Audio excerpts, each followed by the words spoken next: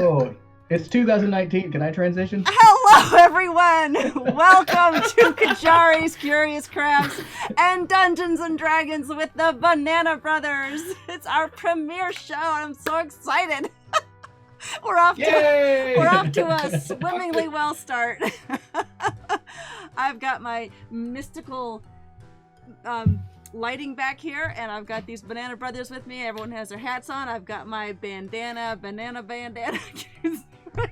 How about we just start the credits? Should we just roll the credits? Let's just do that. Okay. Roll that beautiful banana footage. I wonder who's going to say it first. Watch chat. Great take! Now bring forth the bananas! Right there. That's nice. Yes. Good. You like that? Good fade. There's me. The art really is so good.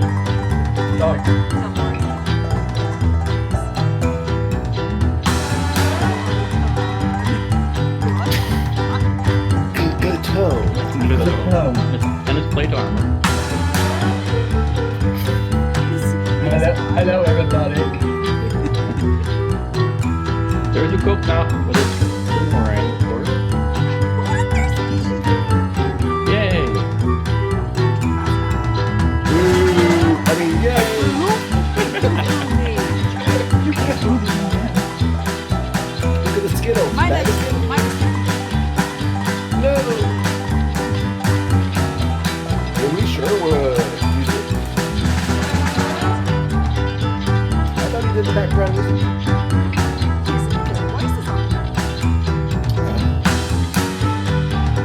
Hey, wait a minute. Thank you to Nerdsmith and Look at all those eyes. Hey, you know what? I didn't tell anyone about the top tier Patreon yet.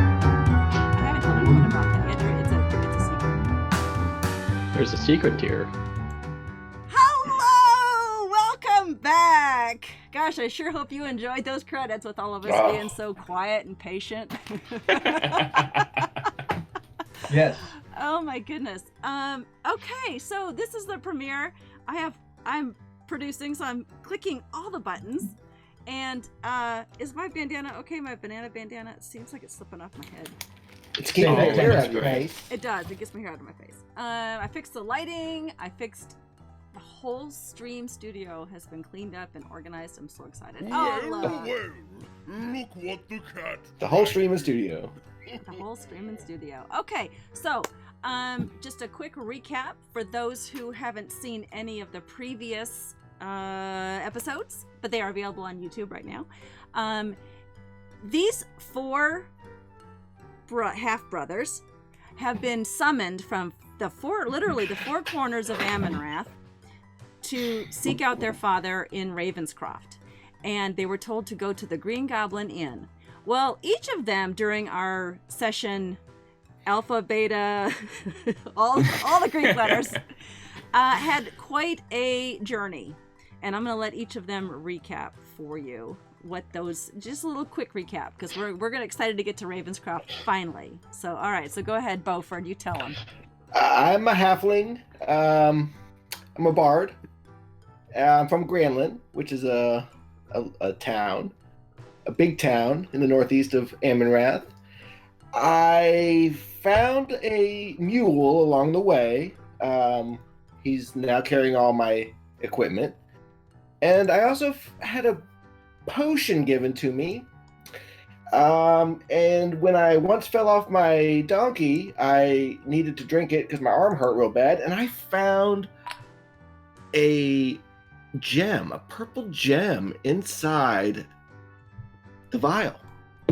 So I held on to it tightly as I entered. As you entered Ravenscroft? Well, I got to the You're at the East Gate. East Gate, number 7. Yeah. I'll show them the map. Why don't I do that real quick? We have a map? We have a map. Yeah. Does that get old? Does So that get I'm at old? 7. So there's a I don't know map song. We don't have those rights. Oh. So there's the map of Ravenscroft, and you guys will all guess what the numbers are later. But for now, you can see number 7 is where Beaufort is entering with his mule, which he named Dog Foo, by the way. Yes. And that's yes, thanks I to named- Rylan, And- as a viewer decided to name our mule. And I wrote a little song about dog food. Oh, well, let's hear it.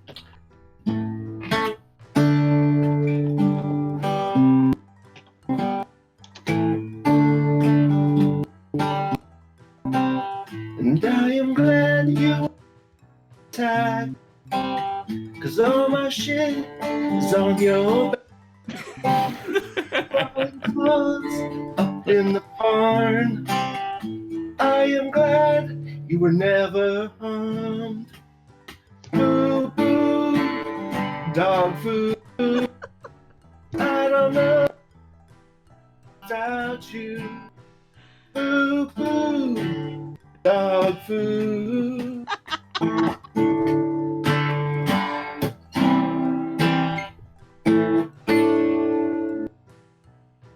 That was beautiful. And that's a song about an ass. I love Dog it. food. I love it. That's awesome. All right, so let's go over to Andy and Glaton from Moldy Nut. Go for it. Hi, I'm Latone. I'm a goblin, but you could probably tell that from how handsome I am. I'm a paladin of the kitchen.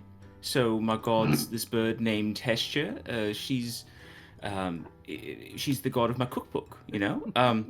So I came from Moldy Nut, like she said, a disembodied voice, and that's in the south. See here, Moldy Nut is the home of the goblins, and it's the home of the moldiest nuts you'll ever see. They're delicious. Let's see here. On my journey, I took all these, my cooking tools and my camping stuff, and I got my butcher's cleaver and my boning knife and my walk shield and my plates mail. See, it's nice. I got this rope. It's important for something, I'm sure. But I got this moldy nut amulet. It's the thing that I use for making sure that I remember where I came from. At least that's what my mom's told me. Otherwise, I might forget. I just think it makes me smell good. Anyway, before I left, my other mother, she gave me this old bag with a bunch of shinies in it. I've been looking through that quite a bit on my journey. And it's made of some sort of rough skin. I'm not sure what it is. Could be hog, not sure. Anyway, I met this. Yeah, let's see what I do on my journey. I got lost a bunch. That was most of what I did when I was talking. But I met a stinky cow or two, and I met some bats. And they made a stew. And let's see what else I do. Oh, I went on barge, and it went down the river. Well, I went down the river the one way, and then I went the barge the other way. And what else? So I was looking through this bag of shinies, right? And one of the shinies goes on my finger. It's a ring, and it's got this little red thing on it. It's nice. But when I put it on, I was like, oh man, I definitely got to tell someone this. So I went to the cook on the barge. This is the only person that was really talking to me. And when I say talking to me, I mean listening to me, because they didn't really react very much. But this old lady, and so I went over and talked to her about, I'm gonna get, I already told her that I'd been, hired on as the chef at this nice goblin inn, and that's gonna be great. But I went in and I told her, moldy nut, butter, and banana sandwiches. Perfect. Right? It's going to be creamy. It's going to be moldy. It's going to be bitter. It's going to be salty. It's going to be sweet. It's going to be stinky. It's going to be perfect. So that's what I'm going to do. When I get to Green Goblin Inn, that's my first stop in Ravenscroft. I think I've remembered it right this time. Awesome. Okay, that's great. Yeah, I took him off once. I got to take him off again. Thank you. But you know what? I'm giving Beaufort back his for the song, and I'm giving Glaton back for that story and the new recipe for what is going to be the talk of the town in Ravenscroft, the new moldy nut and banana sandwiches. But a banana. They'll be talking about it, but not for the right reasons. I know, Ryland, but I wanted to say something about it anyway. I saw it earlier. Thank you, though. I love my moderators. Everyone behave around Ryland and Rainick and Joe and Drake. All right, Arlindor, it is your turn. Hello, everybody. How are you doing? Do you remember me from last time? I remember all of you. Oh, you do? My name is Deros, but that's the name they gave me because where I come from, the Moganja Forest, we don't have names. I'm a Furbolg, and I'm a druid. I took only the things I needed to go see my dad in Ravenscroft. And I also took a parcel of Moganja leaves so that when I got tired and thirsty, I would drink some Moganja tea leaves in a tea. They were great. It made me feel so good. And I remember Mama always told me that if I was ever sad, to drink my Moganja tea leaf tea. It was delicious. Now on my way, I met a whole bunch of people and a whole bunch of things that I never met before. I met some moo-moos and I met some nay-nays. I also met a bok-bok on my way. He was fun. And I met a nice little family. They gave me shelter for the night and I helped him in his field and he gave me some of his yellow pop-pops. And I showed him how to make yellow pop-pops on the fire. And he enjoyed it thoroughly. He gave me a blanket to put over my shoulder, and I thought, well, blankets are for laying down when you're going to bed. He said, no, you wear this while you're walking through the day. I thought that was weird, but I didn't want to be nasty or mean, so I went ahead and put it on like he said. So I have this blanket around my shoulder for no reason. It's really warm. And I grabbed some pop-pops on my way. They gave me a little bag of them, so I have some for my journey. And on my way, I got onto a boat finally, and I met another person that looked just like me, but she was a girl. She was the captain of the ship I was on, and her name was Lieutenant Danny. And she taught me all the ways on the boat to get down to where I was going. She told me to remember things. And also I met two little short fat guys named Kip and Grim. I later learned that they were dwarves. Whatever dwarves are, I don't know what they are, but they seemed like nice enough fellas. They couldn't fix a cart or anything, so I fixed their cart, but it was all right. And we got attacked by a boar, but I was able to whack it with my stick. So anyway, I'm on my way to go see my dad, and we're going to go to the Green Goblin Inn. That's all I remember. Awesome. So that's where I am. All right, yellow pop-pops, you get a inspiration banana. I'm glad you turned up me. Hey, Joe. What Hey, Big Joe, what's up? Is going on here? All right, Anchoku, our final banana brother. Just a quick recap of what Anchoku did from his town on his way to Ravenscroft. My name is Anchoku, and my character's name is Ukokna. And Ukokna is a Tiefling Warlock from Mixbury. And Mixbury is in a nice little volcanic area, nice warm area. And it's in the southeast corner of Corinth, right? And so one day I got a letter from someone called Earl DeGasso. And he told me to go find my father. And so I did that. My mother gave me some jerk seasoning because I would need that on my way. And my mother also gave me 5 red vials of liquid. And I got a cart from my master, who's Master Palm is actually the warlock of the little town that I'm from. And he's a gnomish warlock. And so he gave me a cart loaded with spices and silk and barrels of apples and a lot of other valuable things, and told me to deliver them on my way to Ravenscroft through a lot of little cities, a lot of little towns there. So the first town I went to, I headed out towards Butterfield, and before I got to Butterfield, I felt kind of sad, and I drank one of those red vials, and I felt a little better, and then I drank 2 more, and I felt sick, so I didn't drink anymore.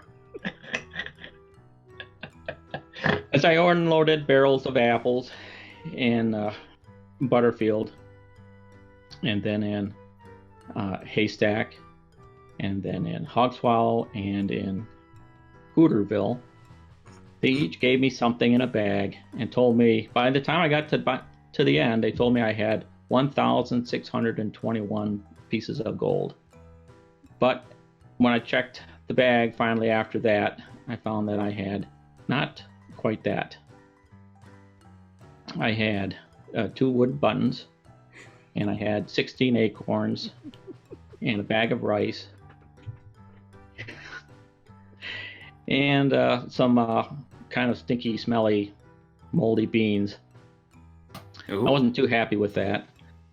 So I kept going, and maybe I might have tried setting fires here and there. And then I met Mr. Dunsby at Mr. Dunsby is head of the Dunsby distillery, and he was pulling his wagon. He got attacked by some animal thing. It was hairy and large, and I just burned him and the hairy large thing, and I just burned them all. And Mr. Dunsby survived though, and he revived his dog, Ember Girl. And then we all ate the thing that he called a bugbear. And Mr. Dunsby introduced me to something called Ember Rum, and we drank that. He and his dog drank some, and then I drank with the dog out of the dog's bowl. And then from there, we headed on to Piney Grove, which is on our way to Ravenscroft. And there I bought my own bowl because I didn't like to share with the dog. It was only a copper for the bowl. And we went through the woods, and I caught a lot of wild game. It was pretty good and delicious, but I ended up using up all of my jerk seasoning, barbecuing these different animals. I used the last of it up on a possum, actually, and it needed it. So then I had to go get a deer after that. Eventually we found ourselves at the south gate of Ravenscroft, and I knew it was the south gate because there was a sign that said South Gate. And so Mr. Dunsby joined the line in front of me, and we slowly moved up. He told me, by the way, he turned around back in his seat in his cart and said, don't say anything about fires, okay? So I decided to listen to his advice. He'd given me some good advice in the past, like what not to eat. Like mad squirrels. When it came my turn in the line, when my turn came up in the line, I told the guards that I was here and, to go into town and deliver all of the wares that were in the cart. And they asked me for my paper. They asked me for my inventory, and I gave them my paper. That was the inventory. I was still confused about what an inventory paper is. And they looked over my cart. They kind of pulled at the deer leg that was in the sack in the back and asked me about that. And I told them it was really good, but it might be getting a little bit gamey by now. So I really needed to get some more jerk seasoning. But the first thing I needed to do was deliver my cart full of goods. So I asked him where to go. Of course, he said, just go straight ahead, follow the curve around to the right. At the crossroads, there's a great big gray stone building. You go there. And so that's where I went. And when I got there, there was a little fat kid on a couple of boxes. Little fat kid. And he was smoking a pipe, standing on those boxes. And he asked me where I was going. I said, I'm going to a place called Amynrath. Look what the I'm going to deliver some stuff to him. And he waved me in to the back there. So when I walked in, somebody came out, grabbed the cart, and they kind of led my cart and the horse over to a platform, like a big porch, really high porch. And there was a couple of guys there, and they started unloading my cart, but they didn't touch the deer, so that was okay with me.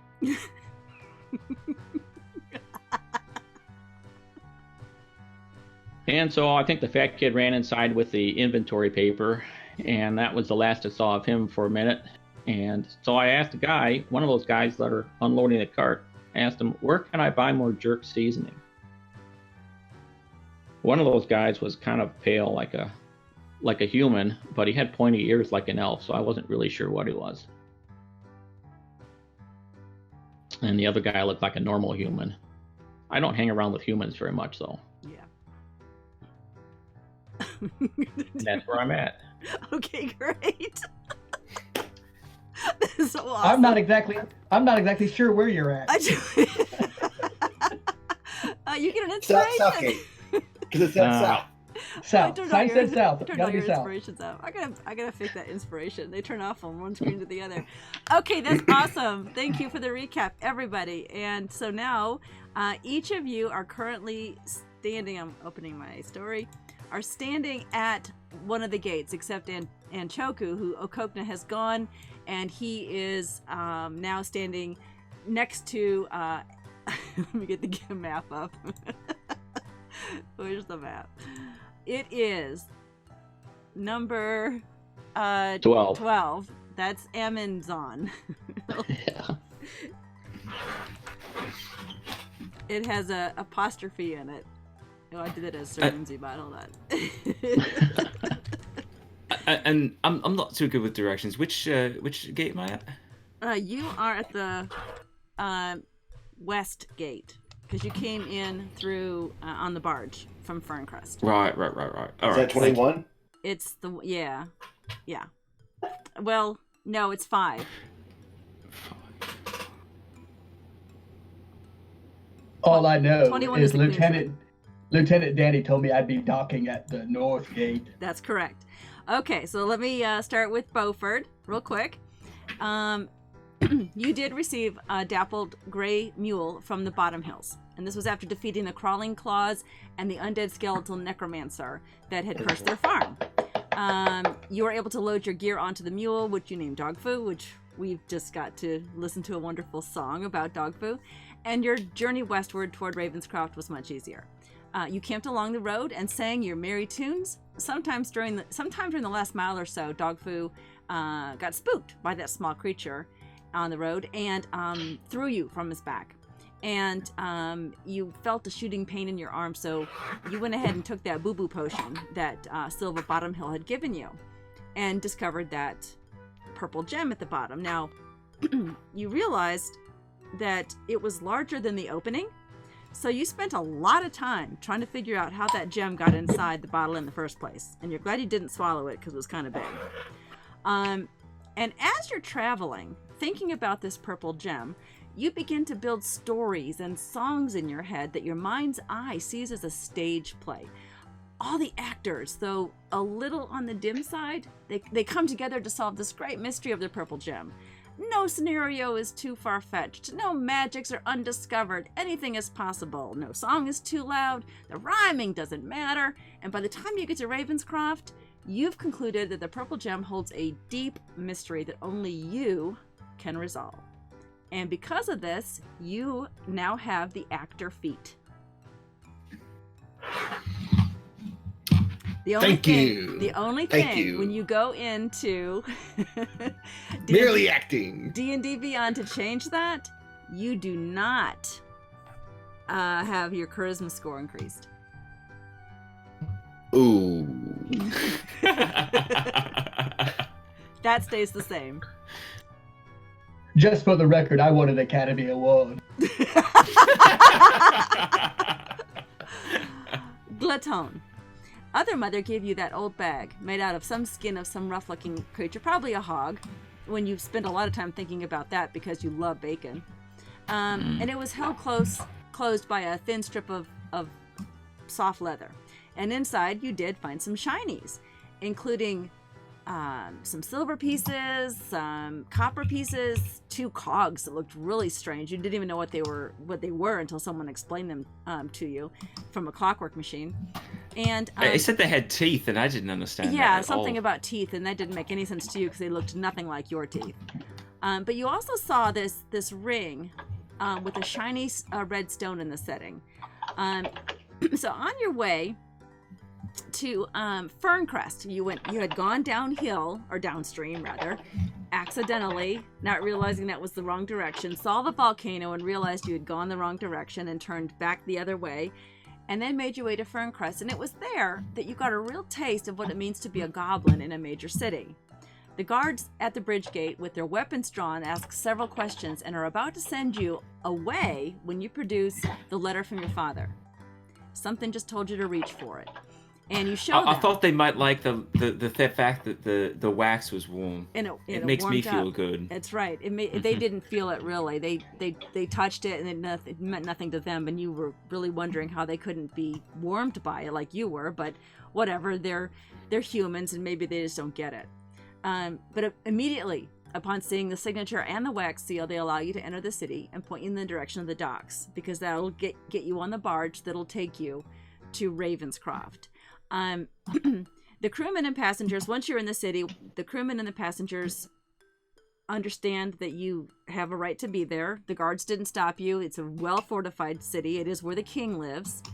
And you do secure passage aboard in a very small stateroom. It's probably a closet. And you spend a lot of that time, looking through your shinies, and you take time to ponder all the different items in there.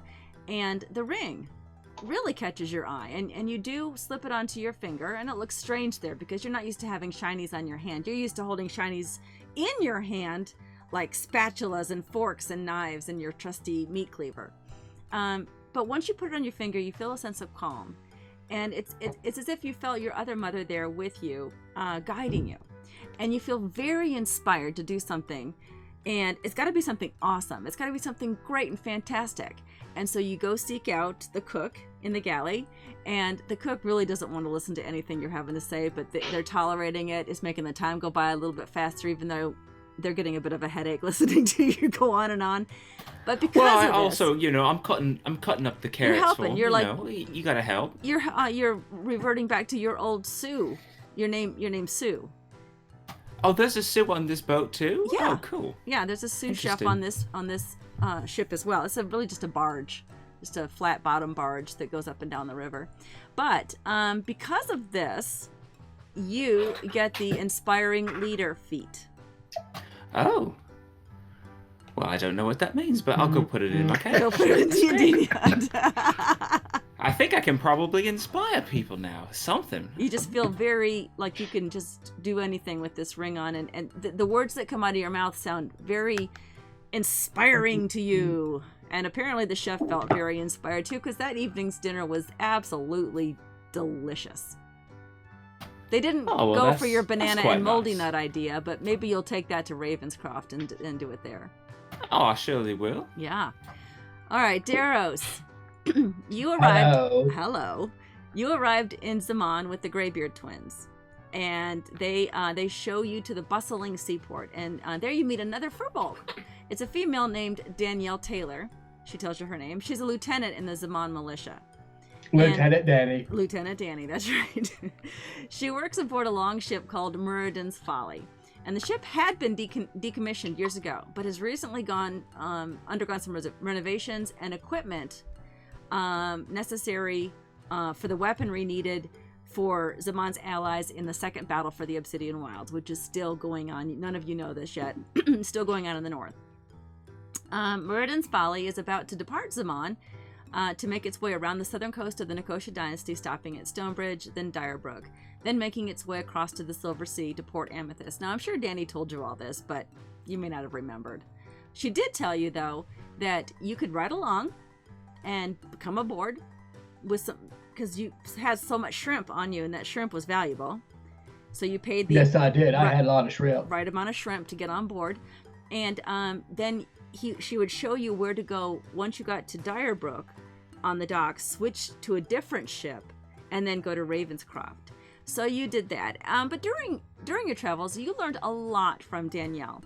She showed you how to navigate using the stars in the night sky, and she taught you how you can keep track of the sunrise and the sunset and how to remember things short term. So you really feel like in all your days in the Moganja forest can't compare to just the short time you were aboard Meriden's Folly with your new friend, Lieutenant Danny, teaching you about this. Now, the memory stuff you realize is probably going to be short term because of, you don't remember a lot of things a lot of the time. But because of this, you get the feat Keen Mind. I've got a keen mind. You do not get your int score added 1, though. So when you add it, I make quit. sure. But you get all the other benefits from that. But you do have Keen Mind, which might come in handy. Which, if you don't know, D&D 5th edition, you always know which way is north. You always know the number of hours left before the next sunrise or sunset, and you can accurately recall most anything you've seen or heard within the past month. So I feel like that's going to be super important for us. That might come in handy. Like an elephant.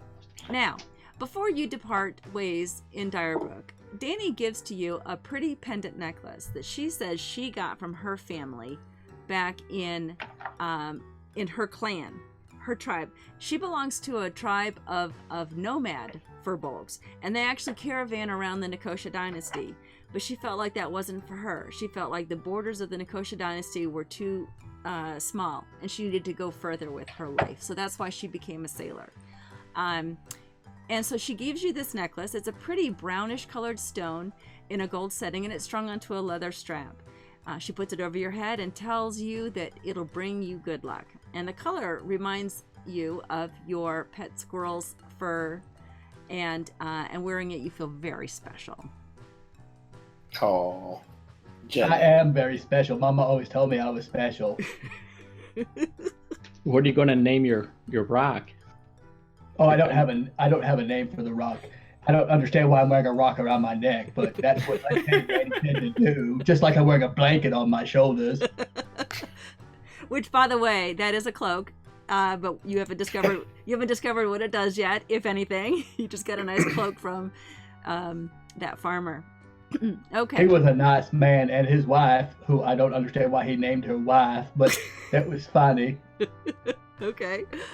All right, Ukokna. By the time you and Shackleford Dunsby reach the southern gates of Ravenscroft, where you see the sign, South Gate, even though Dunsby has to say, that says South Gate, Cool. You realize that your satchel full of jerk seasoning is gone, which you said in your recap. Checking the bag one last time during that last bit of seasoning to that possum, was it? You see a very shiny stone, and it glitters at the bottom of the bag. So you dump it out and hold it in your hand. In your hand, it's brownish color, but you dropped it on the grass and it appeared green. And then you held it up to the sky and it looks blue. Then you told Zizi to hold it, your Balor. Zizi doesn't like to hold it, but he held it and it was red. And that's the color you liked the most. And so you decided it must be a magical color changing stone and you must hold on to it forever. So you put it in a pocket close to your body, like a shirt pocket. You're not gonna misplace that stone. It's important to you. You're really unhappy about the jerk seasoning, but you're quite happy with your new shiny stone. Your mother must have put it there, maybe. Or maybe it just appeared. You don't know. Regardless, you decide that the first thing you plan to do when you reach Ravenscroft is buy more jerk seasoning with all the gold you earn selling all the barrels of supplies, which, when the 2 gentlemen come back out from unloading, they hand you a small satchel full of coin and say, here's your payment. Now, you didn't realize it, but you're saying goodbye to your horse and cart too, because that was part of the payment to the folks at Amynrath. It was a one-way trip with that horse anyway. Yes. I was going to get hungry eventually. Exactly. Exactly. He was doomed from the beginning. He was probably doomed, right? I think they saved his life. They probably kind of saw into that. But because of this shiny new red stone and the feeling that overcame you when you saw it in Zizi's hand, you have the feat Elemental Adept. Oh Nice. man. Fire. Wow. Which one? Yeah, fire? Fire. Aren't you already as a tiefling? He No. doesn't know, really. I have some fire. He only has a 5 intelligence. And here I was going to cast magic stone on it and see if it blew up into funny colors. You can still do that. I'm telling the player that you have Elemental Adept. I'm not telling the character. Right. The spells you cast ignore resistance to damage of the chosen type, which in your case is fire, because that's the color that it turned when it was in Zizi's hand. In addition, when you roll damage for a spell you cast that deals damage of that type, you can treat any one on a damage die as a 2. And you can also select this feat as you get higher in levels. When you have a choice to do ability scores or select a feat, and if you do, you have to choose a different damage type. It doesn't double up. So there you are. Those are the 4 sort of rewards that you all received by the time you reached Ravenscroft, and you don't know how you got them. You don't even know really what they do. You just feel these warm feelings of a little more power, and not power, but you feel more secure in your abilities than you did before.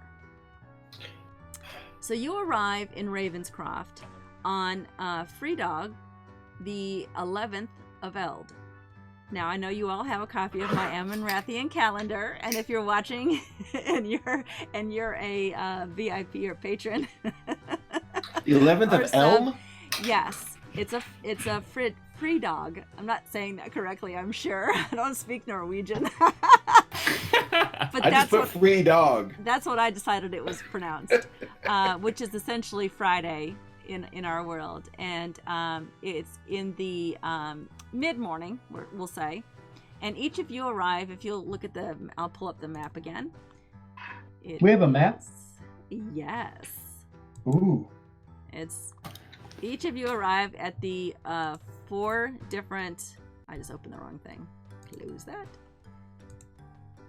Okay, so Beaufort, you arrive at where number 7 is, which is the Westgate. East Gate. Your other west. Your other west. In the East Gate, and you are stopped by 2 guards there at the gate. But they've seen halflings before. Halflings come and go, and you just have to show them that you're, an honorable person. There's a little more security coming into Ravenscroft because of the war, but halflings are allies, and so chances are, you being all by yourself except for this dappled gray mare, they're probably going to let you in into the city. And they explain to you that you've entered through the East Gate, which is right into the military district, so they warn you not to do any shenanigans. Do you have any questions for these guards? Which way is the Green Goblin? Okay. One of them has never heard, doesn't know what you're talking about. But the second one says, yeah, I heard about that. It's a goblin inn. It's not in any district. It's sort of inside the edge of a mountain. And but it's here within the city. If you when you're coming into Ravenscroft, if you can see on the map, it's hard to see on that little tiny map. For the viewers, sorry about that. The military district is actually on a mesa or a plateau, and so is the lighthouse, which is number 16, and the watchtower, which is number 17. Those are really high sort of plateaus or mesas of the city. And then the lowest point, of course, is sea level, where the docks are.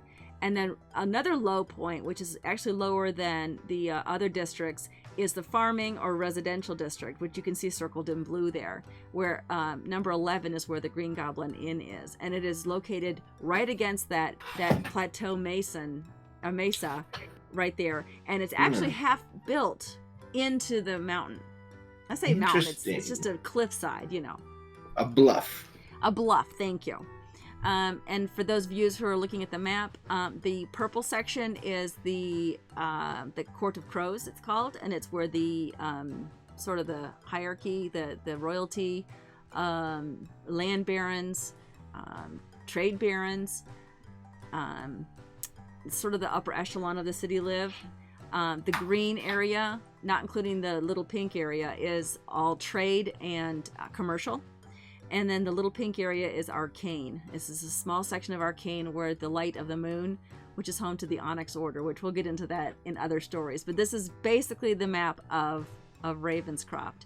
And you'll see this residential area has a lot of farming and just residential homes.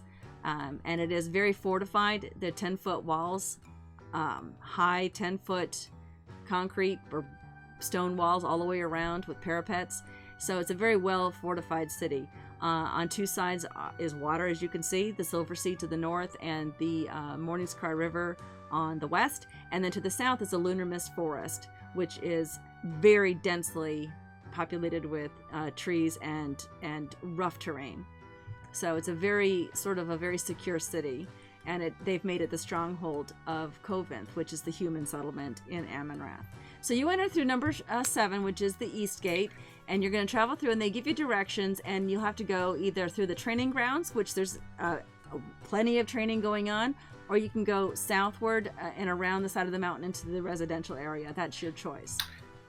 I asked the guards, I say, I've been on quite an adventure so far. Is there a place that I could stay with my mule? He can maybe be parked somewhere close to where I sleep, or... I don't know. Does it cost to get in the city? It doesn't cost anything to get in the city, no. Okay, Not so for I don't allies. have to give you anything to answer. Oh, I'm an ally. I'm an ally. And so is Dog Foo. Dog Foo, okay. And he can come in, right? Yeah, of course. We have lots of animals here in the city. They tell you that you can stay at the... of course, the one guard has never heard of the Green Goblin Inn, but he assumes if it's an inn, you could stay there. There's also the Rusty Anchor, which on your map is at number 2. Mostly it's for sailors and other members of the seafaring folk. Or you can stay at the Crow's Nest, which I believe is number 5. 5. Yes, 5. I'm going to stay... I would like to just get directions to the Green Goblin Inn. Go through the residential section. I am akin to the poor folk. Okay, all right. So they just give you directions south. It's basically make a left and go straight down that road. I will head south. Keep following that road, and when it dead ends, make a right, and it should be on your right. Do you sell bananas here? Sure. There's vendors in many of the areas that do. The military district, which is that orange district, also has shops there. It's mostly for the military, but they have a quartermaster and little shops that they kind of self-sufficiently for their own good kept away from the other residents and kind of do their own thing. It's sort of like a little self-contained city within a city. So you could buy something. I'm not interested in I'm not in the market for anything. I'm gonna say happy free dog, and I'm gonna head south through the residential section. All right, great. Thank God it's free dog. All right, Andy, what does Glaton do? I figure, if I was on the barge, they probably wouldn't give me too much of a problem with getting through the gate there. So he's just going to try to go straight through from, I think it's number 14, through to, as far into the city as he can, figuring Green Goblin Inn's probably at the center of the city. It's probably the biggest place in town. Okay. All right. The guards at the gate do stop you. Oh, okay. And they question how you got on the barge. Were you a stowaway? Well, no. See, I got this job with the Green Goblin Inn. I'm going to be their new chef. You see, I'm a goblin. I'm green. There you go. All right, here we go. Legit. First roll of the show. Why don't you roll persuasion? Okay. Sounds legit to me.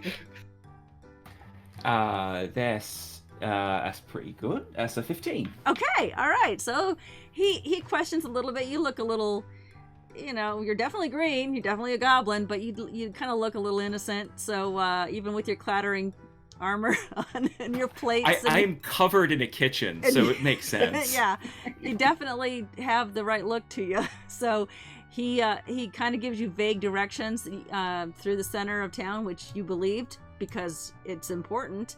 Of course. And to get there, it actually is through the center. But once you get to the center, you find yourself in a very large fairground. It's just empty. There's no fair, no bazaar, nothing going on. It's just this large field, and you almost feel like, did you leave the city? Well, that's bizarre. There's no bazaar. Excuse me, miss. Miss, can you point me to the Green Goblin Inn, lady? Don't walk away. Yeah, she's walking away because she has never heard of the Green Goblin Inn. It's apparently not very well known here. All right. Well, I'm not sure what to do anymore. I'm gonna try to find me an establishment that looks like it serves some sort of liquid imbibement. The stuff that gets you all shitty. Okay.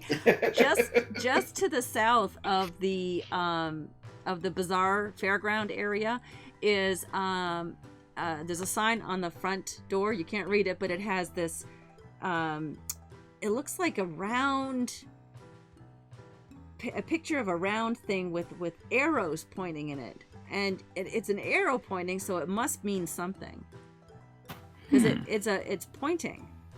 And it's pointing up, but maybe that means up is good. You don't know, but that's the only thing you can kind of read off that sign. I mean, up probably means in, right? So, hey, I'll go inside. I'll ask them. Okay, so there's an older dwarven woman sitting there at the counter. She's actually thumbing through an old journal, and she's remembering. She just sort of has a wistful look in her eyes. And she looks up as she hears the little bell jangle to the door, and she says, "Can I help you?" Yes, please. I'm looking for the Green Goblin Inn. I'm a new chef in town, and I seem to have misplaced the place I work. Okay. She looks at you quizzically, and she said, "I hadn't heard that the Green Goblin Inn was hiring." I don't think they are. They hired me, and that's all they need.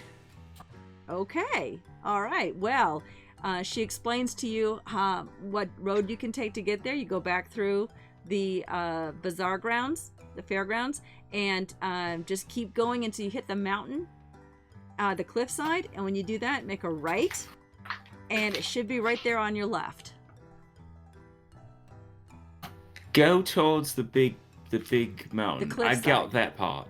Okay. I'll ask someone when I get there. All right, let's go. Make a right, and then she kind of her voice trails off. Good luck.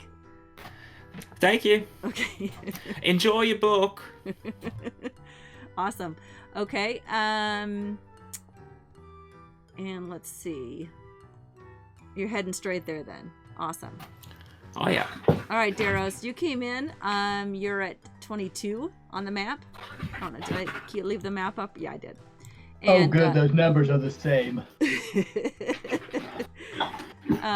That's the north gate, but you arrived on probably a premier ship from Direbrook, because Danny was able to secure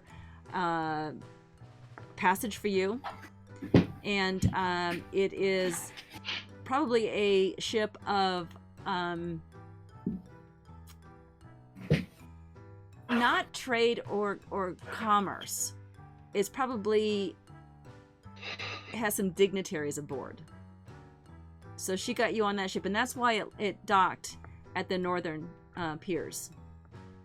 But you don't know that. That doesn't matter. So you get your luggage off the ship, and one of the dock workers points you to the gate and says you just need to go in through there, and then someone there can tell you where you need to go. And then, as you start to leave, the dock worker says, hold up, you forgot something. And he hands you a little cage.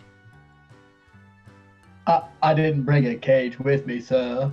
Well, this, I believe, is yours. And you open up the cover to the cage, and inside is Jenny. Oh, it's Jenny. I told you to stay home and watch the ancient ruins. You never listen. But I'm glad you're here with me. She chirps very happily that she's with you. I thank the man, and I look inside one of my bags, and I hand him one of my yellow pop-pops, and I say, "Thank you very much, sir." And he just glances down at it and says, "Thank you very much." And he holds You're on most to it. welcome. He holds on to it until you turn around, and then he just drops it. Okay, so you go to the gate, or find someone in town, and they give you directions. Is that the first thing you want to do, is look for the Green Goblin Inn? Yes, I was told that when I got here, I had to go to the Green Goblin Inn, so I'm going to ask the first person. Matter of fact, I'm going to ask that man. Okay. What was his name? I'm going to ask his name. His name is Dock Worker Smithy.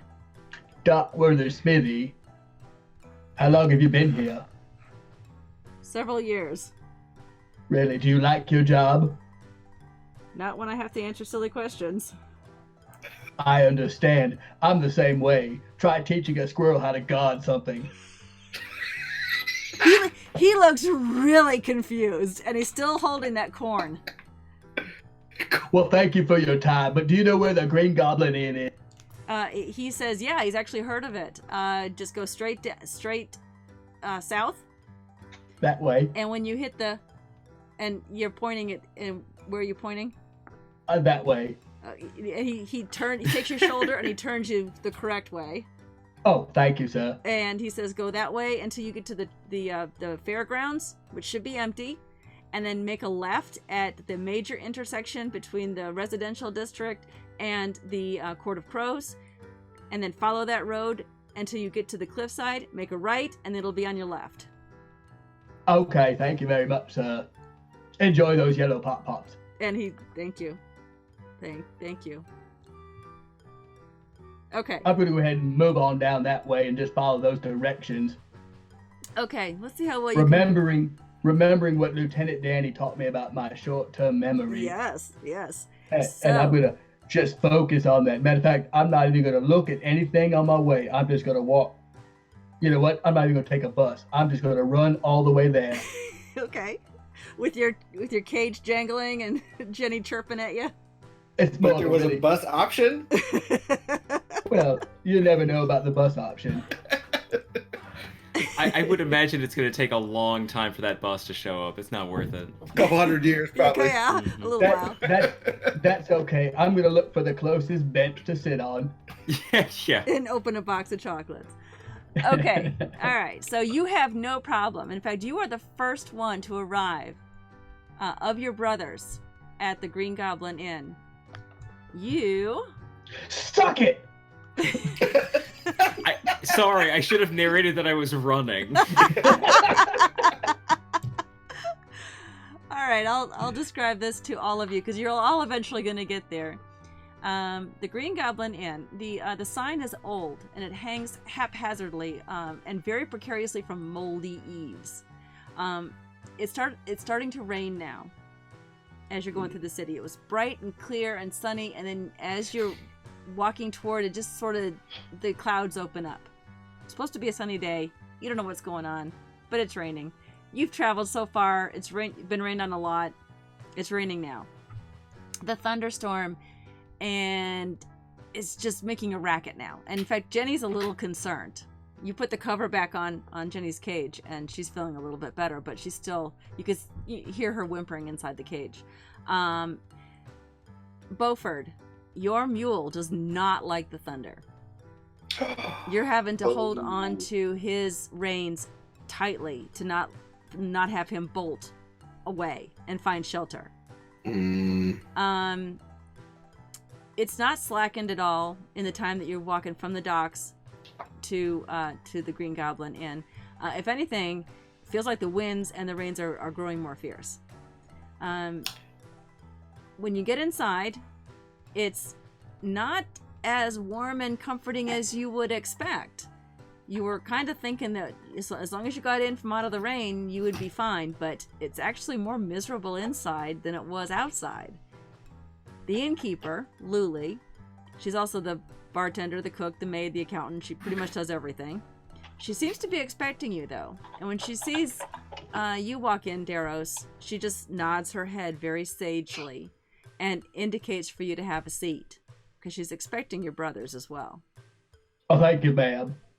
All right, and she... do I just sit right here, or do I get to pick where I get to sit? I don't want to be... You can pick wherever you want to sit. The tables seem to be haphazard. Everything is cobbled together. I don't know what haphazard means, ma'am.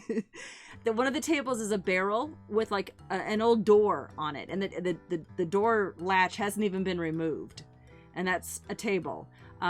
Chairs are basically overturned crates. Someone got creative and decided to hammer in a piece of wood for a back, but it's actually broken off and now hangs there by just an old rusty nail. The floor is more mud than wood. You can see that it might have at one point been wood, but it's muddy.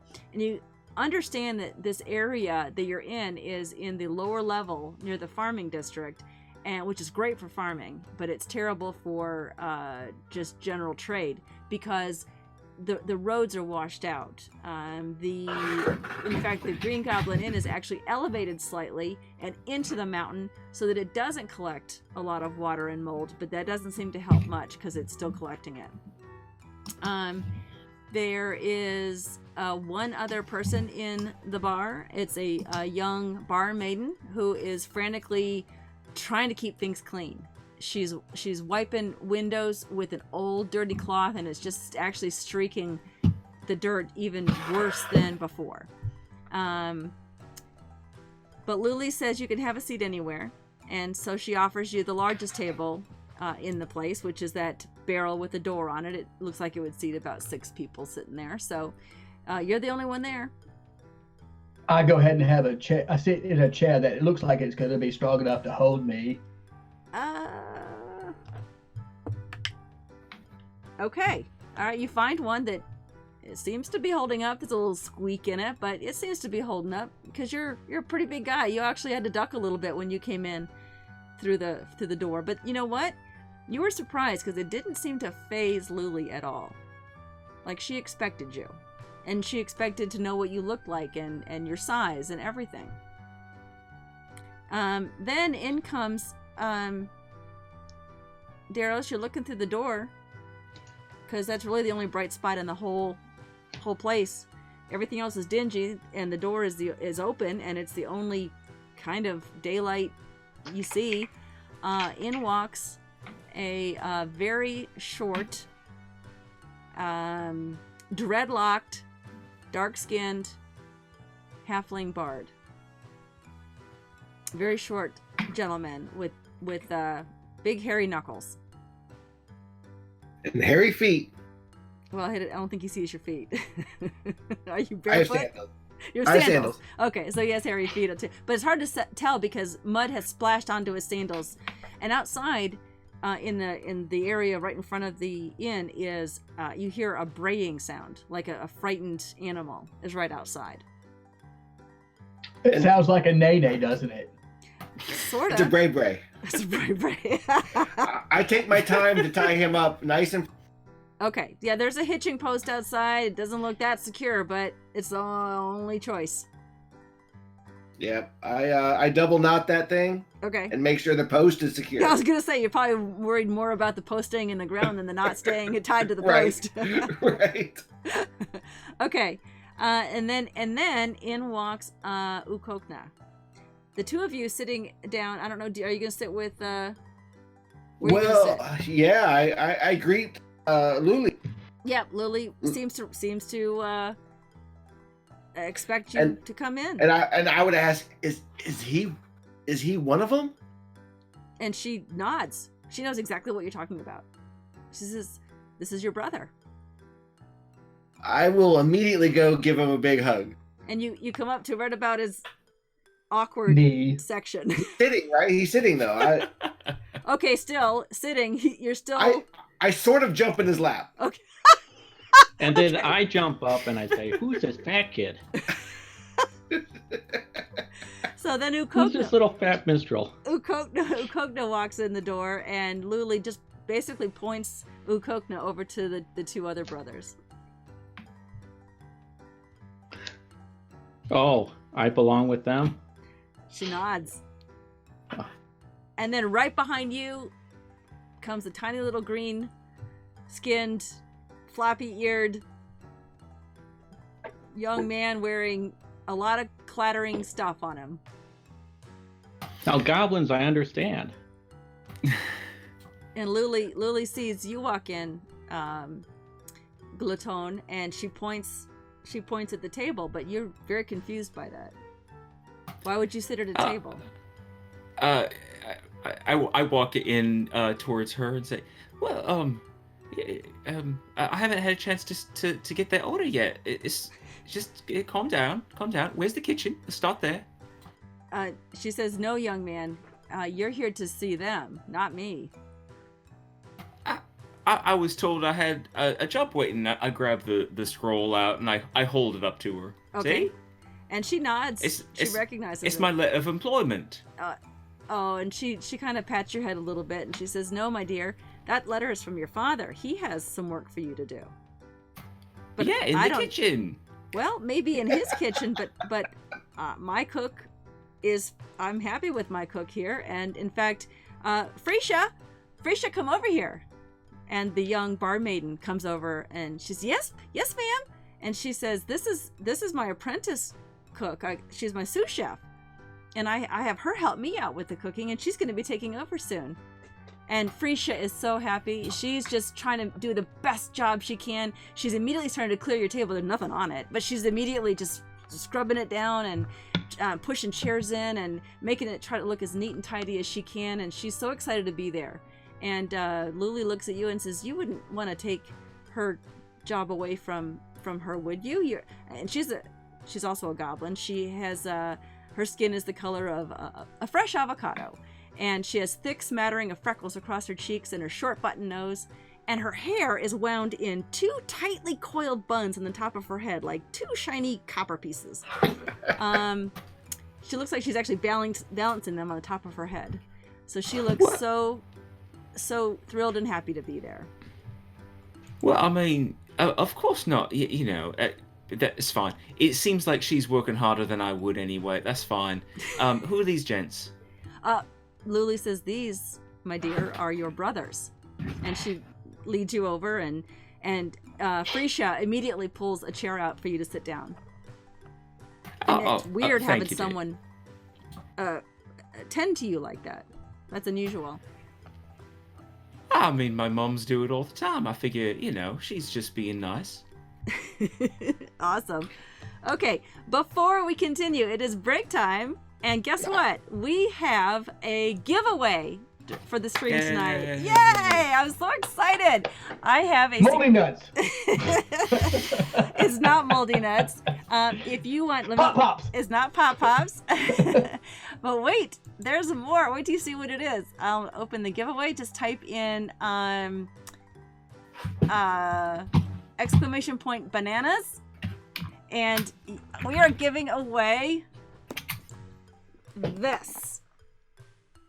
Oh, it's glaring off my screen. It is the D&D Essentials Kit. Oh, that's awesome. Oh, that is awesome. Yeah, no, you Very guys, cool. you I guys can see don't- your monitor more than I can I see know, this. right? That's Yeah. right there. There, that's better. I should have put it under my camera.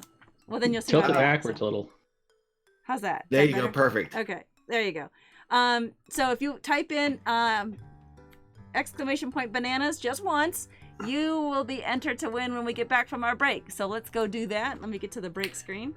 And I'm gonna try to hug each of them as they enter the table area. okay, all right. I already did the Furbolg, but I will try to hug Ukokna and Gliton as they enter the table. Okay. Oh, I'm quite Aw. fine with that, but just be careful. I'm a bit pointy. Yeah, Pointy. well, I was Okay, all right. Let me. Something tells me I'm going to keep my squirrel away from Okogna. All right, we'll be back in and about. Ukokna, do you hug me back? Yes, I'll hug you back. Okay, I want to see how tender your meat is. just checking. All right, we'll be I right back. didn't realize I had brothers.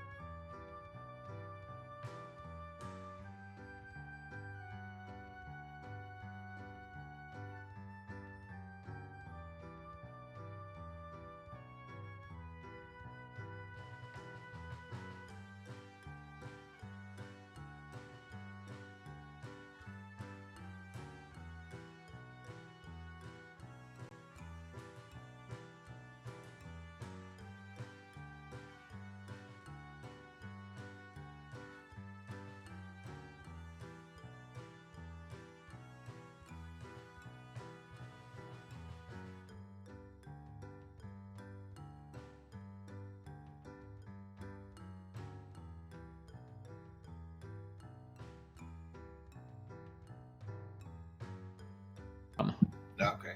Welcome to the stream. I'll just put it on mute next time I play. We are Hey, back.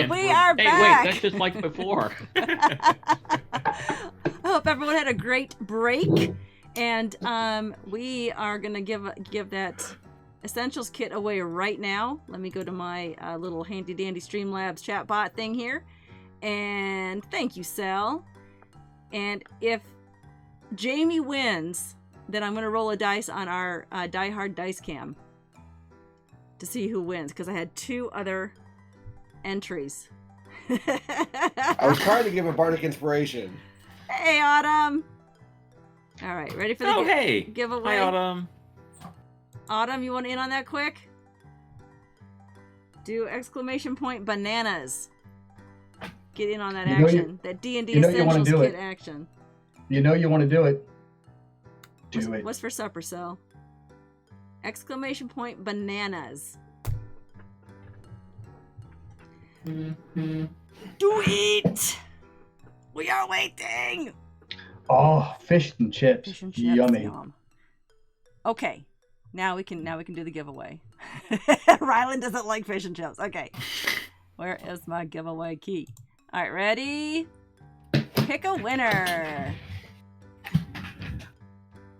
Who is it? Did it say? I missed it. Oh, Rylan got it. Yay! Rylan wins. I mean, good job, Rylan. Congratulations. You win this D&D Essentials kit. Everything you need to play Dungeons and Dragons. Your very own. Awesome. Okay. Like he needs to learn how to play Dungeons and Dragons. You know what? You never know. You never know. We had it as a giveaway for our premiere episode, and I'm so happy to my anonymous benefactor who donated that for the stream, and I hope to have some more in the future. So He can re-gift it to a noob. he can do whatever he wants to with it. It's his. In fact, I still owe him a banana, so I gotta get him. I gotta mail the banana anyway, so I might as well mail them both. In fact, I owe Sel the Bob Ross Funko, so I got a lot of mailing to do, so I'll do that. Let's get to our story though. It is a great way to learn. I agree. All right, so the 4 of you are sitting at the table at the Green Goblin Inn, and just meeting each other for the first time. I'm gonna let you guys talk. Hello, Hello, brothers.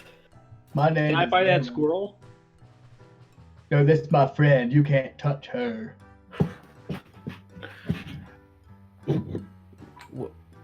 I have a purple gem. I think is squirrel the do? reason I'm here.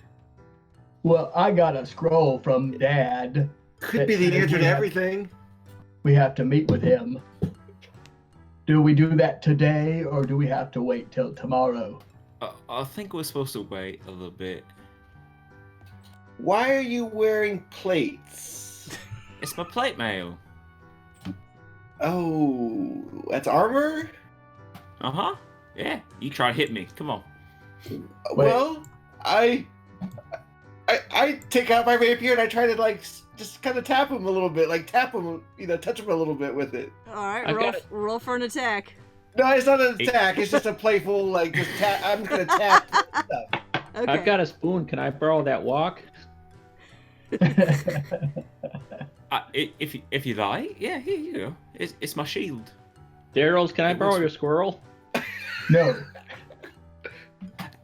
You know, it is actually quite a good squirrel stew recipe. I'm sorry, but she's not for sale. Oh no, it's for squirrels. Sure, Oh. that's what I meant. You actually cook for them? Because that's pretty good, because I like my little Jenny. I'll cook for anyone that needs it. You know, I never did find out who Sue was, so maybe she was a squirrel. It's possible. I don't know. I have a lot of friends out there. Do all squirrels have names, or just yours? Well, I was just told that maybe she had a name, so I thought it would be good to differentiate her from other squirrels out in the forest. And that's the only way I knew. She got a big red bushy tail. Can I talk with Jenny outside? No. Jenny doesn't talk much. Can I order you some food? Oh, food would be good. Yeah. I'm gonna order some food for everyone. Okay. All right, what can I get you? Frasier comes running over, and she's ready to take your order as soon as she heard it. Right, I forgot. Out of I'm her gonna ear. point to Uko and say, "What? Get what he wants first." And she looks at you expectantly. I want 4 whole fried chickens, please. 4, sir? Well, yes, 4. Okay. Heavy on the jerk seasoning. And anyone else want anything? I want 1 chicken. I mean, is that for the whole table, or is that just for you? How many do you want? Probably not a whole one. If you have like some fruits and berries and things like that, I would like to have some of that if that'd be okay. Frisia says, a fruit platter coming right up. Thank you, ma'am. Okay, so And a beer. Oh, okay. A couple beers. Okay. Oh yeah. A whole round, yeah. Okay. Oh, do you have any amber rum? Oh, she says, no, we can't get that here. That's some prime stuff. How did you hear about Ember Rum? From a bugbear that we killed together, Mr. Dunsby and I. Oh, Dunsby? You know Dunsby? She seems very yeah. impressed, and she runs running back to the kitchen to call out to Luli Nice. and tell her that some friends of Dunsby's are in the inn, and they get to cooking right away. And you can start immediately smelling fried chicken in the back cooking. Does Frisia have a beard? No, Okay, just checking. no, she's got freckles all across her face. And Oh, she's a goblin. yeah, she's a goblin. Mhm. Yeah, she's. I yeah, just make sure that Jenny is in her cage and has the cover on it, and it's really close to me. okay. That's gonna be your thing this entire campaign. I'm not going to I'm get not anything interested done. in Jenny right now. Okay. I've got 4 fried chickens coming. Okay. Well, she's a bit gamey anyway. All right, so Frisia comes back in short order, and she brings 4 plates of fried chicken and sets them in front of Ukokna. She brings back a fried chicken and sets it in front of Gluton. She brings a couple of bottles or jugs of ale and puts them in front of Beaufort, and a beautiful array, or in Glutton's eyes, it's a beautiful array of Gluton. what used to be berries. She seems to think they're wonderful. You seem to think, Daros, that they're maybe past their prime? Little ripe. Ma'am, I don't think you understand, but I think these berries aren't very fresh. Oh, she looks heartbroken. She says, I mean, no.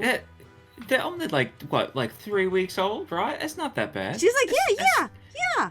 They just hit their prime, you know? Yeah. And she takes one and she puts it in her mouth, and she's like, this is delicious. You gotta So wait she until the just ate texture. from my plate.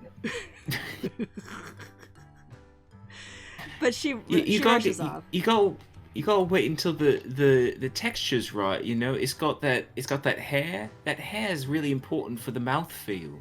I understand. I've got plenty of hair on my body. I don't need any in.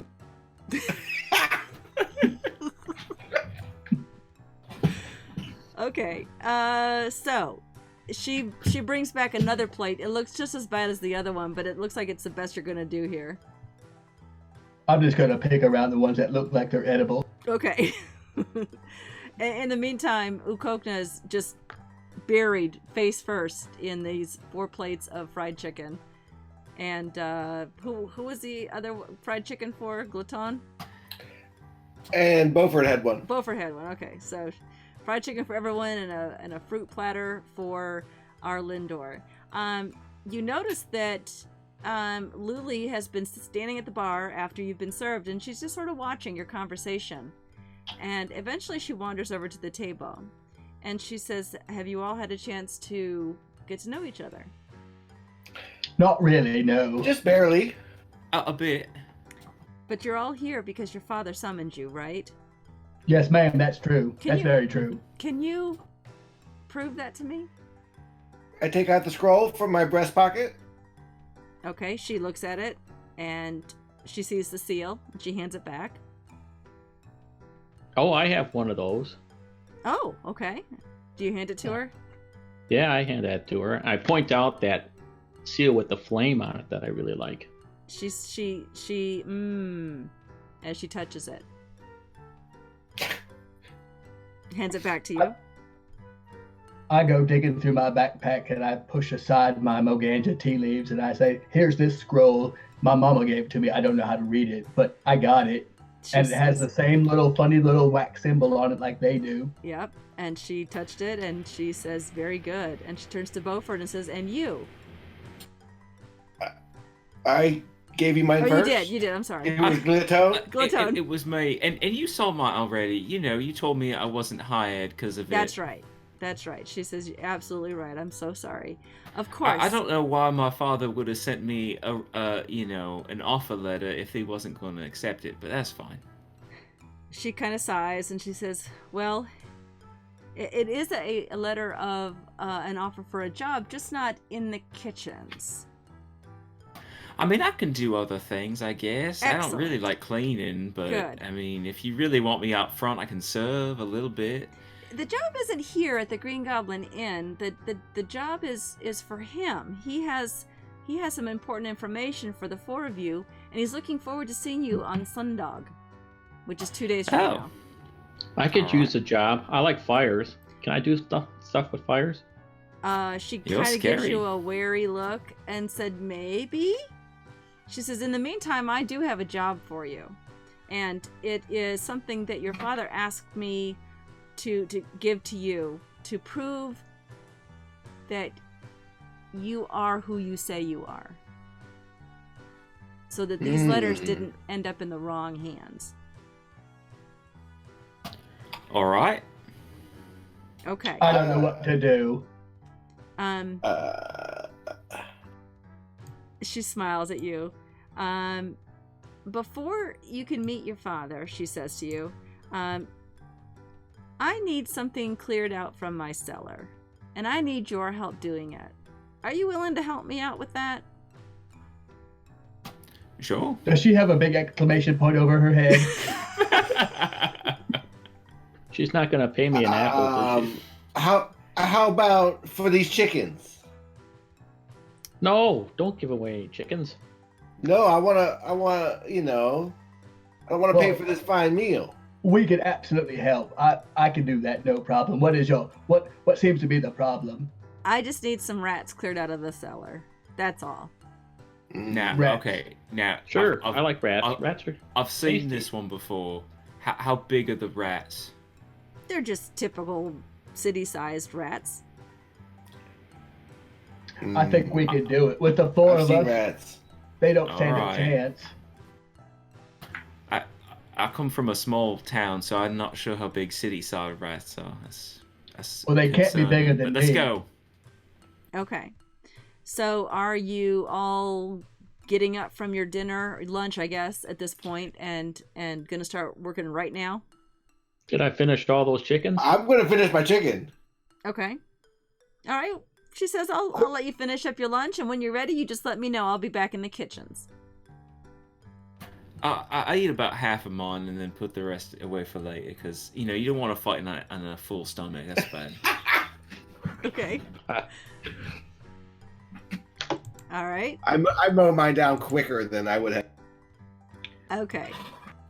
I just say, thank you, ma'am, and I push the plate aside, and I cast Goodberry. Okay. All right. Good for you. Awesome. Okay. Freesia comes over, and she's smiling. She's so happy to be there. She is just the most cheerful thing that you've seen all day. And she clears your plates away. She asks if you need anything else. She offers to clean up the table with this dirty old cloth. She's just there to serve and to help you. And Glaton, you definitely get the impression that you probably couldn't do a better job than she's doing right now, proving her worth as a waitstaff. Oh yeah, she's coming on a bit strong. It's fine. It's fine. I don't need this job. I got my brothers. My brothers will help me, find a new place. They give me Absolutely. my letters of reference. Okay, and the one thing that's confused all four of you is how none of you were expecting what the others look like. None of you were expecting this. It's kind of thrown you off for a loop. I mean, for definitely Darrow's expected another Furbolg. I'm positive the Glaton thought it would be goblins simply because you were going to the Green Goblin Inn. I'd forgotten that I had brothers to begin with, so it's fine. Okay. I didn't know I had a dad. I mean, Much I less had brothers. I had two mothers, so I figured I probably had two dads. Haven't met the last one though. I'm still trying to figure out if Beaufort is a short human or something else. I'm not sure I recognize that we're all so different. Yeah. No? Okay. Just knew your dad got around. I just like talking to them and sharing stories about Okay. what they did. Okay. So yeah, you spend a little time finishing your lunch and sharing a couple of stories. And then you head back to the kitchen to find Luli Yes, ma'am. to help Yes, her we do that. help her with We this say, rat problem. We can help you with this problem. Okay.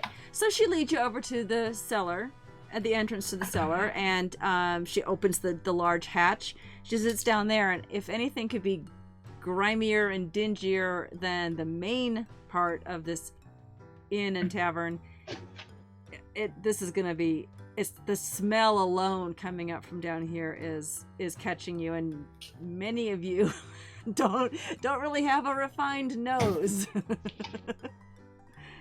Does it smell better than the kitchen or worse than the kitchen? Depends on who you ask. I'm an urchin. I know this smell. Yeah, this is a combination of I've slept in worse. old food and rotten food and grease and leftovers and waste. It's pretty disgusting down there. But the ladder leads down, and as you descend, it's blackness down there. So what's the marching order? Oh, I'm I'll go gonna- first. I'm I know gonna my way push around the kitchen. guy with plate first. With plates on his back. All right, so And Glaton- I'm gonna give him a bardic inspiration as I push. all right, awesome. And I'm gonna go directly after him. Okay, you have two inspirations. Don't forget I can't stack two, but you have a second one. One's bardic though. One's bardic Different. and one's a DM. Is it D6 at this level? Yeah, I think so. 6. Okay, and so you are you're first. Who's coming up behind? I'm directly behind Glaton. Okay. And I'm right on it. I'm right on him. Okay. I'm gonna go. I'm Don't gonna let go him get too last. far ahead. You're gonna go last, Daros. I'm gonna go last. Yes. Okay, Ukokna. Okay. I'll go in front of Daros there and start looking for a rock. A rock. Okay. Well, you're going down this ladder, and the funny thing is, Beaufort, when you're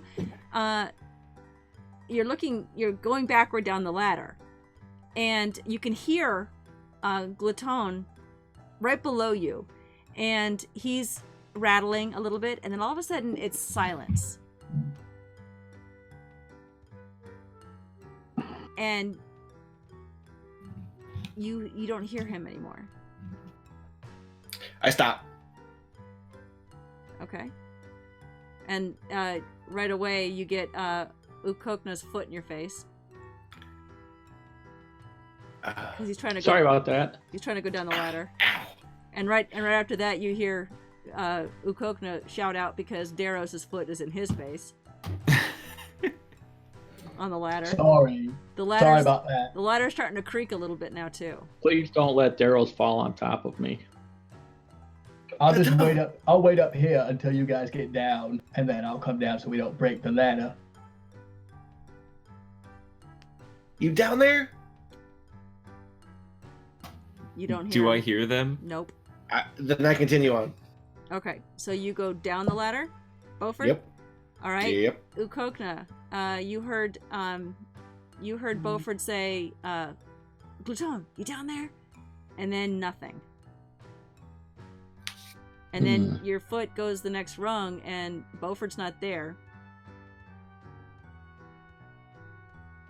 And I go down. I keep going down. Okay. All right. Now, Daros, there's no one on the ladder now. Where did they go? Lily's, I don't know what to do. Lily's standing at the top, and she says they went down. Well, I should go down there then too, because they're my brothers, and I just met them, and I don't want to disappoint them. She agrees. So I'm going to ahead and go down the ladder carefully. Is it going to support my weight, because I'm a big man? She eyes you up and down and says, "Probably. Do you want to leave your squirrel up here, or take her with you?" Drop your squirrel down to me. I'll take care of her. No, you can't. You don't hear him.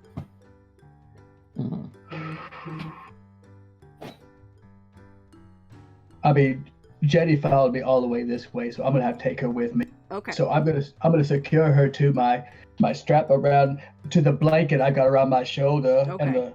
and I'm gonna put her underneath it, and I'm gonna say, Jenny, you be quiet. I'm gonna go down that ladder. Okay. Well, yeah. One-handed, you're going down that ladder. Sure. All right. Roll me a dex check. I'm sorry, guys. This is where the story Come ends. on, man! This is By the end of this campaign, he's gonna have a bandolier of squirrels. That sounds just to protect delicious. them from being set on fire in dirt season.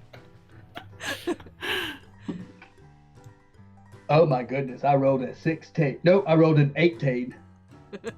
Excellent. All right, you're able to get down that rickety old ladder, and with Jenny secured tightly underneath your arm, safe and sound. And she miraculously has stopped chittering. She knows that she needs to be quiet. And eventually you reach the bottom of the ladder, and then all of a sudden the darkness overwhelms you as well. Now, Gloton, at the bottom of the ladder, you put your foot down and turn around, and you realize you are not in a cellar. It's nice. There's no rain. You're outdoors. There's no rain. It's not sunny, but it's clear. And you can feel the gentle breeze. And That's a good ladder. right in front of you is a stone walkway, gently sloping upward to a double wooden door with heavy bricks in a round figure, a round shape. I take my cleaver and my boning knife in my hands, and I look around for the rats. Okay. You don't see any rats. Do a perception. Are you looking for them? Are you looking for rats specifically? I'm looking for rats. All Yeah. right, do an It's investigation. Well, that's worse. That's a 2. You don't see any rats. You're wondering. You see the wind kind of move a leaf, and maybe that's a rat. But as soon as you go for it, you realize it's a leaf. And then right behind you is Beaufort, almost running into you, like almost just tripping over you, like, almost like you landed on top of you, but not quite. Careful! You're gonna scare away the rats, man. And you My see the clumsy same self. thing, Beaufort. You see the same thing. That you're definitely not in a cellar. You are. This is weird. That's a good ladder, right? I don't know that we should be here. Right behind you, you hear Ukokna coming up and kind of crashing into your back, sort of like Three Stooges style. And Ukokna, that same thing. You do not understand ladders at all, apparently, because this took you to a place that should not have it, especially with that smell coming up from down below. Oh, I lost audio. Hold on. And then hear you. Daros, you were right behind Ukokna, and you run into him as well, almost tripping over him because you didn't expect it to stop short as soon as you got to that bottom rung. And Jenny kind of rattles in the cage a little bit. I'm sorry, I didn't see you here. This looks weird. Yeah, it's you're outdoors somehow, and it's you can see these stone stairs gently rising up to this door, but right in front of the door is a large statue of what looks like Daros. It looks like a roar. Oh no. But it's very still and it's shiny. It's like coppery, shiny colored. DM, no. can we still see the ladder? Is it still there? No, there's nothing behind you, but more of this area Okay. where you are. Well, should we go inside? I mean, maybe the rats are in there. Maybe the big lion ate the rats. Yeah, they got a cat to do it. That's a good idea. Cat and rat, exactly. The worst predator. Okay. Well, I think we should go towards the door. is Yeah. the big roar moving? The big roar is not moving at all.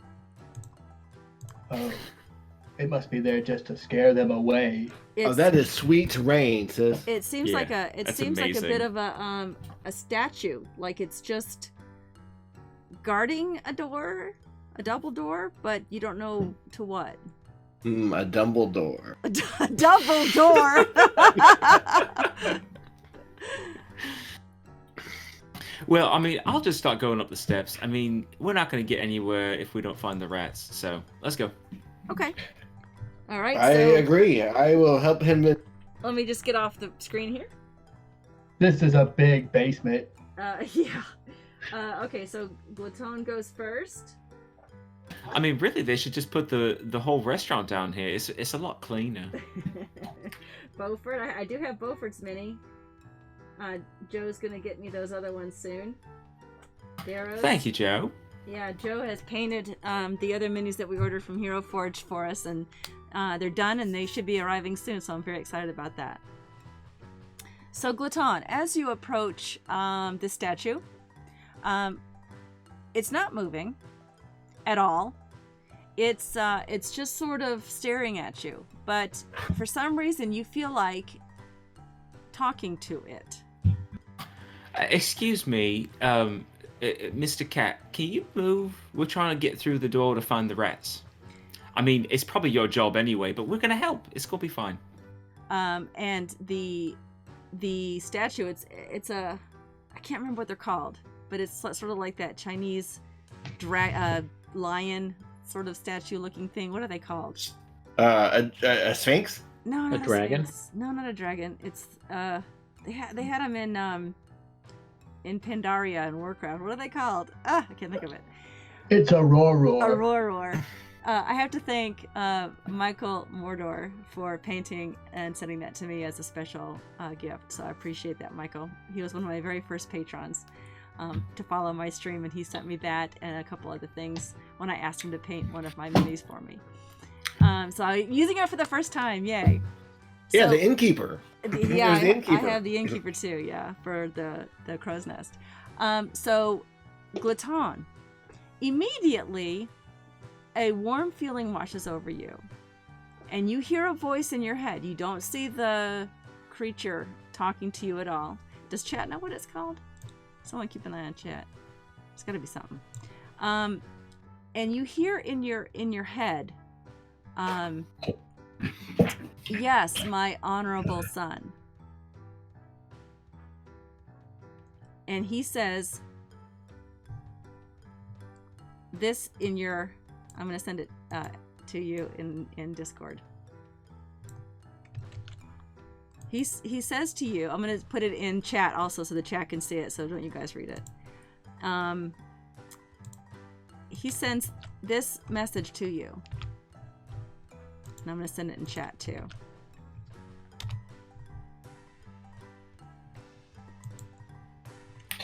Shishi.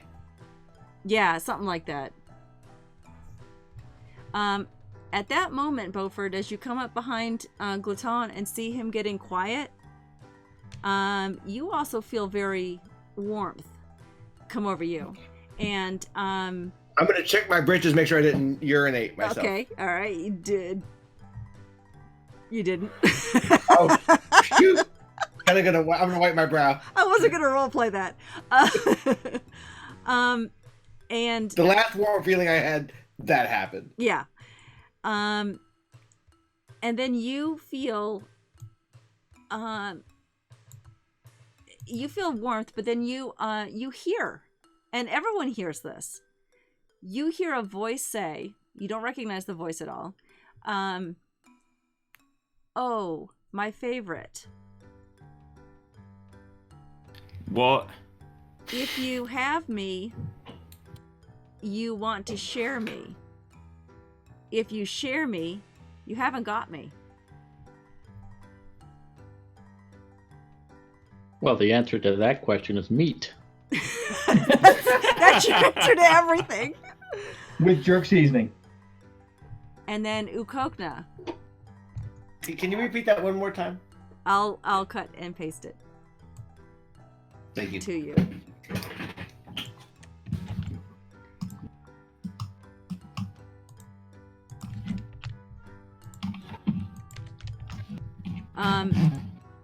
If you have me, you want to share me. If you share me, you haven't got me. And then Ukokna, right behind that, you hear a voice in your head say, you are quite spirited. And then you get this, not out loud.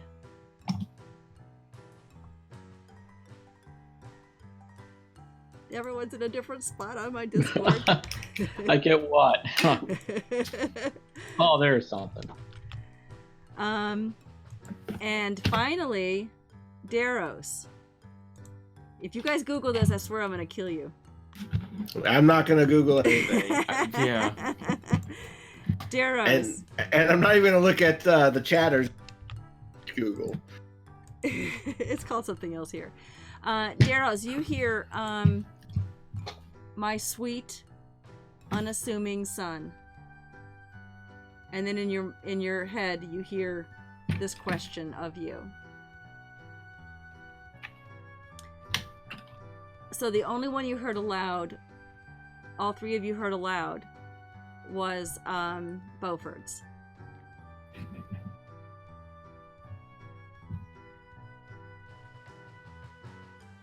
And then Kitty Daddy, I think you might have mistaken me for someone else. I don't think I can get this.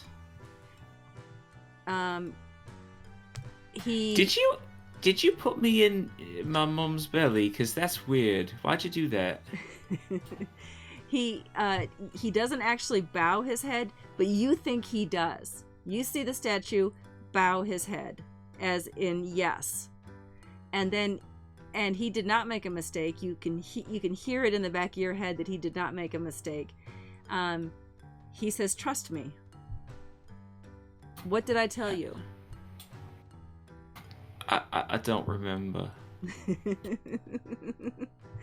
Okay. I have slept since then. I don't remember either. All right, but Daros, roll a straight intelligence check. I just want to say I hate you right now.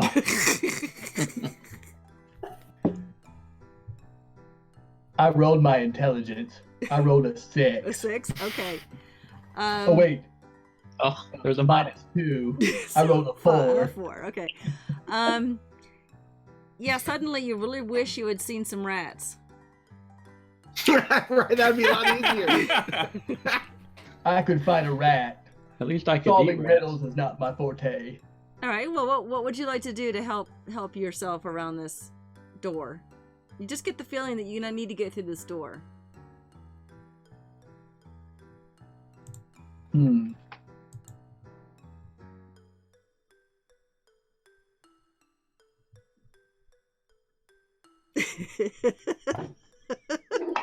I like the awkward silence. It makes me think being at home trying to talk to my squirrel Jenny. Okay, you know what? Because you just said that, you hear in the back of your mind what you feel is a clue.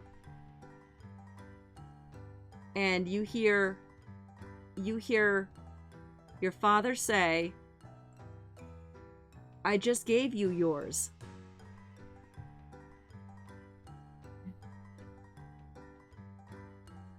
And You gave me what, Dad? I don't understand.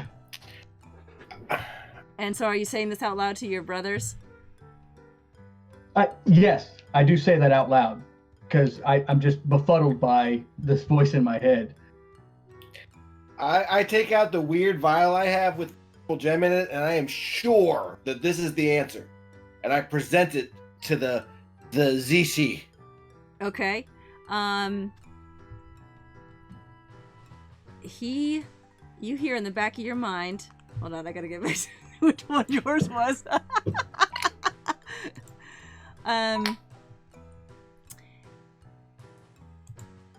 He says, you hear this out loud. He said, thank you. He said, you may enter. Ha! Pity the fool. But he doesn't move. So where do I get one of those little purple things? Beaufort, I don't have one of those little purple things. This was something weird that happened to me I found a potion with this gem inside, and I knew at that time it was something special, but couldn't quite put my finger on it. Plus, it was born inside the glass. That's pretty weird. Is that why you couldn't put the finger on it? That makes sense. Well, my finger just didn't reach quite into the glass. Right, Yeah, perfect. I got you. You are my brother. All I know is I got this fancy little necklace I'm wearing right now. And Lieutenant Danny gave it to me, so I don't think it means much. But Dad, if you want to have this, I'll let you have this. Immediately, it comes to you. It's your name. That's the answer. Immediately. I say, I'm a Furbolg and I don't have a name, but they call me Daros. So when you say the word name, you hear a voice in your head say that you may enter, but he still does not move. Oh, well, I'm going to go ahead and walk around him and just go to the door and say, excuse me. He will not let you pass to the door. What, like he just like puts a paw out and stops me or something? There's no way to get around him. I'm going to ask him politely to move. He says, in your head, the other ones don't hear this, not yet. Not yet. Okay, so we can go through this way, but he won't let us go right now. So we just have to sit here and wait, I guess. Hey, Ukokna, if that's what your name is, could you do me a favor? Could you build a fire somewhere and I'll make some yellow pop pops while we wait? Yeah. Right, so the thing that I heard in my head just now was that this thing, the cat, he thinks he's my dad. I think he might be a little off, but he said something else. And he said, if the thing that I am, the cat, is very slow, and it's moving very, very slow, and then he said I did a word I didn't know, and that rhymed. And then Yes, it did. it sort of takes his time to get places, but he's always on time. You know, he's polite, obviously. And then he accompanies life. So he sells life as a company, something like that. I don't get that part. That sounds right. And he lives after death. And then something about ladies like it. I don't get it. Maybe it's like a diamond. I know that a lot of women and girls, they like to have fancy shiny things. So maybe we give him some shiny things. I don't have diamonds. I just got this ring. As soon as you show the ring, in your head you hear hair. And you suddenly get it. I don't. I've seen that musical, but it wasn't very good. I like cats better. You suddenly know the answer is hair. Hair. And Okay, hair. I've got hair. he nods. I got hair. He I got lots does. of it. You should let him in too. Yeah. And Ukokna? Well, I had heard a voice in my head asking me what was more useful when it's broken, but I don't really know about that. So you're asking your What? brothers for help? Yeah, I saw them all taking out a ring and some other things, and I remembered that stone in my pocket. So I pull that out and I hold it in front of the statue of the cat. Okay. And Awesome. I mean, I'm waiting for something to happen. Okay, and immediately... I mean, Go ahead. a mirror. A mirror. You can look at yourself, and it that's nice. But if you break it, you can stab people with it. Well, I know, but it's not really useful then, unless you're like really want to stab something. Oh, that's fair. It's more useful, I guess, as a mirror. Is that where you see Phil Bolg? That's what I always see my twin brother Phil Bowl. I think animals are more useful when they're broken, but I'm not sure how that works. And it's easy to twist braids with a mirror. And is exactly that moment, Ukokna, you hear in your mind goose egg. Goose egg. What's that? What would I do with it? Do you guys ever see a goose egg around here? Is there a goose egg on the floor? You look. Oh, Oh. it's I seen one in Gremlin. It's an egg because you can cook with it if it's broken, but you can't if it's not. Well, I mean, you can steam it and hard boil it, and that's Poach. useful. You can also poach it. You can make it. You could paint on it. It's actually I'm quite hungry useful as an again. egg. Never mind. It's not that. Well, I can't cast magic stone on an egg. That doesn't work out very well. What about magic egg? As soon as the fourth brother realizes what the answer is through the help of the gem that they have on them, or relying on help from one of their other brothers, the guardian moves away from the door. The answer was food, right? It was a goose egg. It was an egg. Ah. Oh. And there's a door there, and that's where we're gonna pick up next week because it's 10 o'clock. Plutone tries to hug the cat. It actually just kind of dissipates. It's gone. Oh, well, Dad! I'm still looking for this goose egg. I don't see no goose egg All nowhere. right, do an investigation. I'm looking for a goose egg. I'm still looking for a rock I can charge up. Look for the rats too. I rolled a 2.